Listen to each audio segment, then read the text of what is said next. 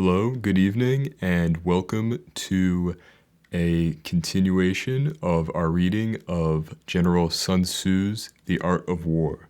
Today we will be picking up from Chapter 4. I'm so sorry that I wasn't able to last night, but hopefully I may be reading some more chapters tonight. And in addition, a surprise. Chapter 4, Tactical Dispositions. Sun Tzu said, "The good fighters of old first put themselves beyond the possibility of defeat, and then waited for an opportunity of defeating the enemy. To secure ourselves against defeat lies in our own hands, but the opportunity of defeating the enemy is provided by the enemy himself. Thus, the good fighter is able to secure himself against defeat, but cannot make certain of defeating the enemy. Hence the saying, one may know how to conquer without being able to do it. Security against defeat implies defensive tactics. Ability to defeat the enemy means taking the offensive. Standing on the defensive indicates insufficient strength, attacking a superabundance of strength. The general who is skilled in defense hides in the most secret recesses of the earth. He who is skilled in attack flashes forth from the topmost of heights of heaven. Thus, on the one hand, we have ability to protect ourselves, on the other, a victory that is complete. To see victory only when it is within the ken of the common herd is not the acme of excellence. Neither is it the acme of excellence if you fight and conquer, and the whole empire says, 'Well done.' To lift an autumn hair is no sign of great strength. To see the sun and moon is no sign of sharp sight. To hear the noise of thunder is no sign of a quick ear. When the ancients called a clever fighter is one who is not only wins, but excels in winning with ease. Hence his victories bring him neither reputation for wisdom nor credit for courage. He wins his battles by making no mistakes. Making no mistakes is what establishes the certainty of victory, but it means conquering an enemy that is already defeated. Hence, the skillful fighter puts himself into a position which makes defeat impossible, and does not miss the moment for defeating the enemy. Thus it is that, in war, the victorious strategist only seeks battle after the victory has been won, whereas he who is destined to defeat first fights and afterwards looks for victory. The consummate leader cultivates the moral law and strictly adheres to method and discipline. Thus it is in his power to control success. In respect of military method, we have, firstly, measurement, secondly, estimation of quantity, thirdly, calculation, fourthly, balancing of chances, and fifthly, victory. Measurement owes its existence to earth, estimation of quantity to measurement, calculation to estimation of quantity, balancing of chances to calculation, and victory to balancing of chances. A victorious army opposed to a routed one is as a pound's weight placed in the scale against a single grain. The onrush of a conquering force is like the bursting of pent-up waters into the chasm of 1,000 fathoms deep. Chapter 5, Energy. Sun Tzu said, "The control of a large force is the same principle as the control of few men. It is merely a question of dividing up their numbers." Fighting with a large army under your command is nowise different from fighting with a small one. It is merely a question of instituting signs and signals. To ensure that your whole host may withstand the brunt of the enemy's attack and remain unshaken, this is effected by maneuvers direct and indirect. And my phone just fell. That the impact of your army may be like a grindstone dashed against an egg. This is effected by the science of weak points and strong. In all fighting, the direct method may be used for joining battle, but indirect methods will be needed in order to secure a victory. Indirect tactics efficiently applied, are inexhaustible as heaven and earth, unending as the flow of rivers and streams. Like the sun and moon, they end, but to begin anew. Like the four seasons, they pass away and return once more. There are not more than 5 musical notes, yet the combinations of these 5 give rise to more melodies than can ever be heard. There are not more than 5 primary colors: blue, yellow, red, white, and black. A fun fact, during the First Chinese Republic, that was their flag, and it represented all of the peoples of China. Yet in combination, they produce more hues than can ever be seen. There are not more than 5 cardinal tastes: sour, acrid, salt, sweet, and bitter. Yet combinations of them yield more flavors than can ever be tasted. In battle, there are not more than 2 methods of attack, the direct and the indirect. Yet these 2 in combination give rise to an endless series of maneuvers. The direct and the indirect lead on to each other in turn. It is like moving in a circle. You never come to an end. Who can exhaust the possibilities of their combination? The onset of troops is like the rush of a torrent, which will even roll stones along in its course. The quality of decision is like the well-timed swoop of a falcon, which enables it to strike and to destroy its victim. Therefore, the good fighter will be terrible in his onset and prompt in his decision. Energy may be likened to the bending of a crossbow, decision to the releasing of a trigger. Amid the turmoil and turmoil of battle, there may be seeming disorder, and yet no real disorder at all. Amid confusion and chaos, your array may be without herd or tail, yet it will be proof against defeat. Simulated disorder postulates perfect discipline. Stimulated fear postulates courage. Simulated weakness postulates strength. Hiding order beneath the cloak of disorder is simply a question of subdivision. Concealing courage under a show of timidity preposes a fund of latent energy.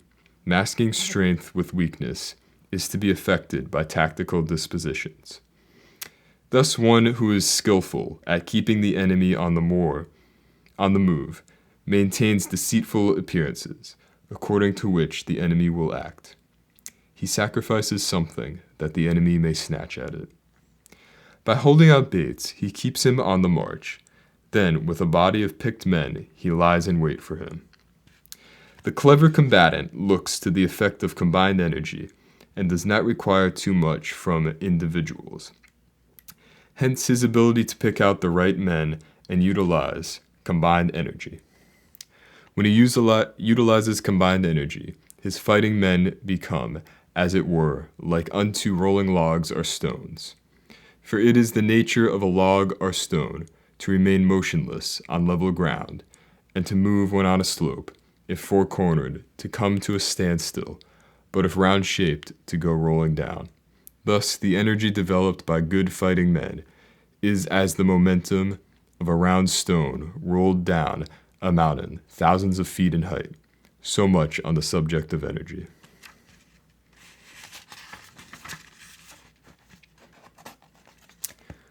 Chapter 6. Weak Points and Strong. Sun Tzu said, "Whoever is first in the field and awaits the coming of the enemy will be fresh for the fight.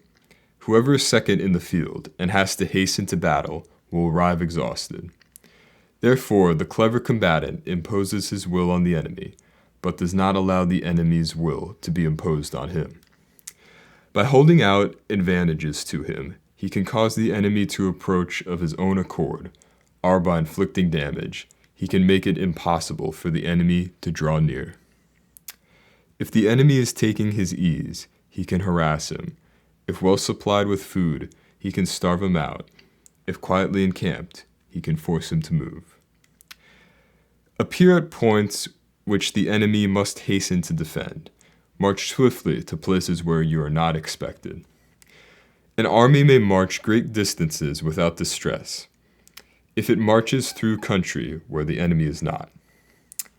You can be sure of succeeding in your attacks if you only attack places which are undefended. You can ensure the safety of your defense if you only hold positions that cannot be attacked.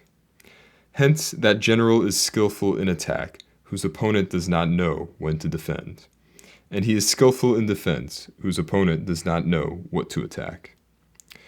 O divine art of subtlety and secrecy, though you will learn to be invisible through your inaudible, and hence we can hold the enemy's fate in our hands. You may advance and be absolutely irresistible. If you make for the enemy's weak points, you may retire and be safe from pursuit if your movements are more rapid than those of the enemy. If we wish to fight, the enemy can be forced to an engagement, even though he be sheltered behind a high rampart and a deep ditch. All we need to do is attack some other place that he will be obliged to relieve. If we do not wish to fight, we could prevent the enemy from engaging us, even though the lines of our encampment be merely traced out on the ground. All we do is to throw something odd and unaccountable in his way. By discovering the enemy's dispositions and remaining invisible ourselves, we can keep our forces concentrated, while the enemy's must be divided. We can form a single united body, while the enemy must split up into fractions. Hence there will be a whole pitted against separate parts of a whole, which means that we shall be many to the enemy's few. And if we are able to thus attack an inferior force with a superior one, our opponent will be in dire straits. The spot where we intend to fight must not be made known, for then the enemy will have to prepare against a possible attack at several different points, and his forces being thus distributed in many directions, the numbers we shall have to face at any given point will be proportionately few. For sure the enemy strengthen his van, he will weaken his rear. Should he strengthen his rear, he will weaken his van. Should he strengthen his left, he will weaken his right. Should he strengthen his right, he will weaken his left. If he sends reinforcements everywhere, he will everywhere be weak. Numerical weakness comes from having to prepare against possible attacks. Numerical strength from compelling our adversary to make these preparations against us. Knowing the place and the time of the coming battle, we may concentrate from the greatest distances in order to fight. But if neither time nor place be known, then the left wing will be impotent to secure the right, and the right equally impotent to secure the left. The van, unable to relieve the rear, or the rear to support the van. How much more so if the furthest proportions of the army are anything under 100 li apart, and even the nearest are separated by several li. Though, according to my estimate, the soldiers of UA exceed our own in number, that shall advantage them nothing in the matter of victory. I say then that victory be achieved. Though the enemy be stronger in numbers, we may prevent him from fighting. Scheme so as to discover his plans and the likelihood of their success. Rouse him, and learn the principle of his activity or inactivity. Force him to reveal himself, so as to find his vulnerable spots. Carefully compare the opposing enemy with your own, so that you may know where strength is superabundant and where it is deficient.